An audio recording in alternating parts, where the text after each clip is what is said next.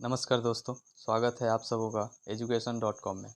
दोस्तों, आज मैंने इस वीडियो में वही प्रश्न लिए हैं जो पिछले कई सालों से बार बार सभी तरह के एग्ज़ाम में पूछे जाते हैं। जैसा कि देख पा रहे होंगे आपके स्क्रीन पर कुछ महत्वपूर्ण प्रश्न दिए हुए हैं। इसी तरह के कुछ और महत्वपूर्ण प्रश्न इस चैप्टर में कराए गए हैं जो आपके सभी एग्ज़ाम के लिए महत्वपूर्ण है। तो चलिए शुरू करते हैं आज का वीडियो। आज का पहला प्रश्न है, काछारी जनजाति किस राज्य के निवासी हैं? आपके पास 4 ऑप्शन है, नागालैंड, केरल, असम, तमिलनाडु। इसका सही उत्तर होगा सी, असम। अगला प्रश्न है, अजंता की गुफा कहाँ स्थित है? तमिलनाडु में, महाराष्ट्र में, गुजरात में या कर्नाटक में? सही उत्तर होगा बी, महाराष्ट्र।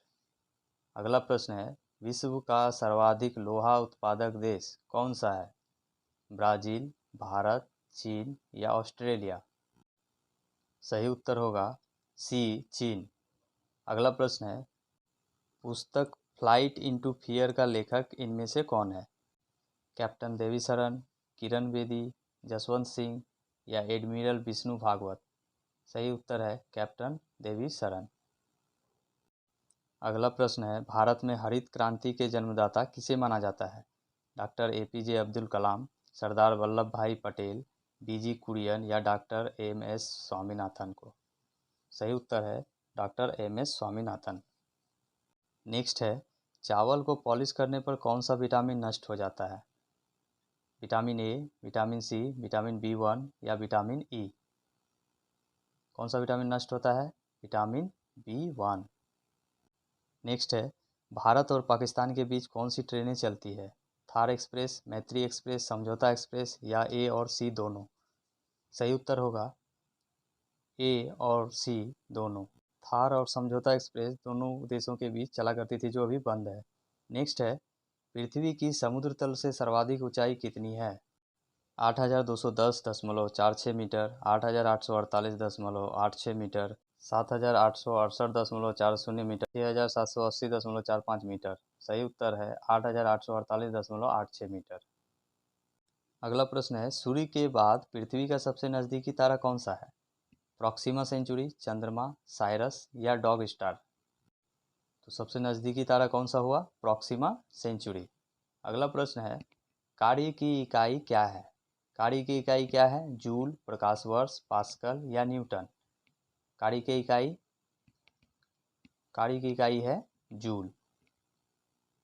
अगला प्रश्न है, सरदार सरोवर परियोजना किस नदी पर स्थित है? नर्मदा, कृष्णा, गोदावरी या कावेरी? तो इसका सही उत्तर क्या होगा? ए, नर्मदा। तो चलिए नेक्स्ट क्वेश्चन की ओर। किस मिट्टी को रेंगूर भी कहा जाता है? किस मिट्टी को रेंगूर भी कहा जाता है? जलोढ़, काली, मरुस्थलीय या पर्वतीय मिट्टी? तो सही उत्तर क्या होगा? सही उत्तर होगा बी, काली मिट्टी को। अगला प्रश्न है, भारत का राष्ट्रीय गीत वंदे मातरम किस भाषा में रचा गया है? पाली, उर्दू, संस्कृत या हिंदी? भारत का राष्ट्रीय गीत वंदे मातरम किस भाषा में रचा गया है? तो सी, संस्कृत में। अगला प्रश्न है, दाब का मात्रक क्या है? वाट, पास्कल, जूल या न्यूटन? दाब का मात्रक क्या है? दाब का मात्रक है बी, पास्कल। अगला प्रश्न है, सांची का महान स्तूप कहाँ है? उत्तर प्रदेश में, आंध्र प्रदेश में, अरुणाचल प्रदेश में या मध्य प्रदेश में? तो इसका सही उत्तर होगा मध्य प्रदेश में। अगला प्रश्न है, राजरानी मंदिर कहाँ स्थित है? भुवनेश्वर, उदयपुर, गुरुग्राम या वाराणसी? राजरानी मंदिर कहाँ स्थित है? सही उत्तर होगा ए, भुवनेश्वर, जो उड़ीसा में है। अगला प्रश्न है, लार में कौन सा एंजाइम पाया जाता है? लार में कौन सा एंजाइम पाया जाता है? रेनिन, रेजिन, टेनिन या टाइलिन? सही उत्तर होगा डी, टाइलिन। नेक्स्ट है, धूप से कौन सा विटामिन मिलता है? धूप से कौन सा विटामिन मिलता है? विटामिन ए, विटामिन के, विटामिन बी या विटामिन डी? धूप से हमें कौन सा विटामिन मिलता है? Vitamin D. चलिए अगले प्रश्न की ओर। जीवाणु की खोज किसने की थी? Fleming, Temin, Leeuwenhoek, Lambl. जीवाणु की खोज किसने की थी? तो सही उत्तर क्या होगा? सी, ल्यूवेनहॉक। अगला प्रश्न है, पोंगल त्यौहार किस राज्य में मनाया जाता है? ये वेरी वेरी इंपॉर्टेंट प्रश्न है। तमिलनाडु, पश्चिम बंगाल, असम या गोवा में? किस राज्य में मनाया जाता है? तमिलनाडु में। नेक्स्ट प्रश्न है, तारामंडलों की कुल संख्या कितनी है? 88, 69, 70 या 89? तारामंडलों की कुल संख्या कितनी है? सही उत्तर होगा डी, 89। अगला प्रश्न है, भारतीय रिजर्व बैंक आरबीआई का राष्ट्रीयकरण कब हुआ था? ये भी बहुत महत्वपूर्ण प्रश्न है। तो राष्ट्रीयकरण कब हुआ था? 1945, 1947, 1948 या 1949? सही उत्तर होगा 1949 में। साथ में ये भी याद रखें कि आरबीआई की स्थापना 1 अप्रैल 1935 में हुई थी और इसका मुख्यालय कहाँ है? मुंबई में। अगला प्रश्न है, इंपीरियल बैंक की स्थापना किस वर्ष की गई थी? 1921 में, 1930 में, 1935 में या 1955 में? सही उत्तर है 1921 में। 1 जुलाई 1955 को इंपीरियल बैंक का नाम बदलकर स्टेट बैंक ऑफ इंडिया कर दिया गया था। इंपीरियल बैंक भारतीय स्टेट बैंक का ही पुराना नाम है, इसे आप लोग याद रखेंगे।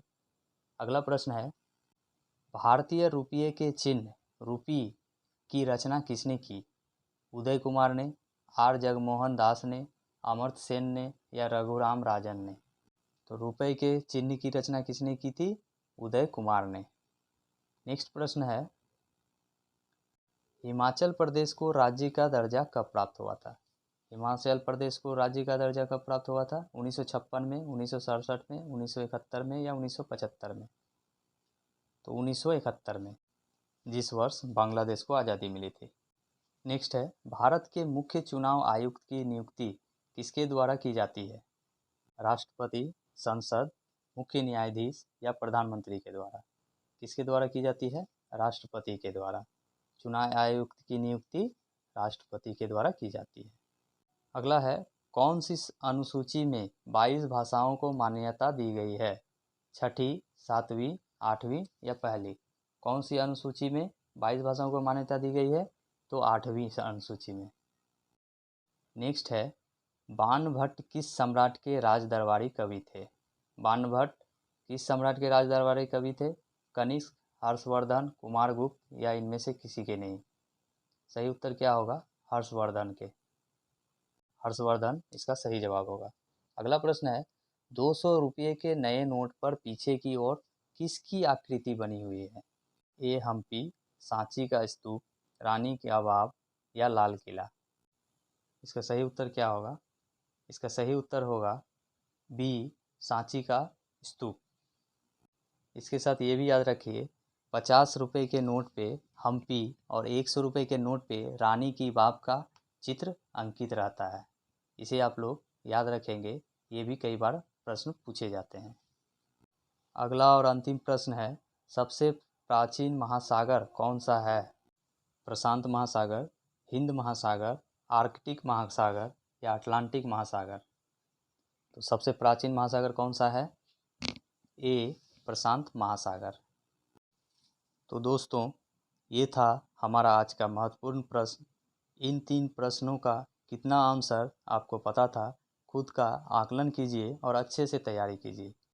अगर वीडियो अच्छा लगा हो तो लाइक कीजिए, शेयर कीजिए और चैनल को सब्सक्राइब नहीं किए हैं तो प्लीज़ सब्सक्राइब कीजिए।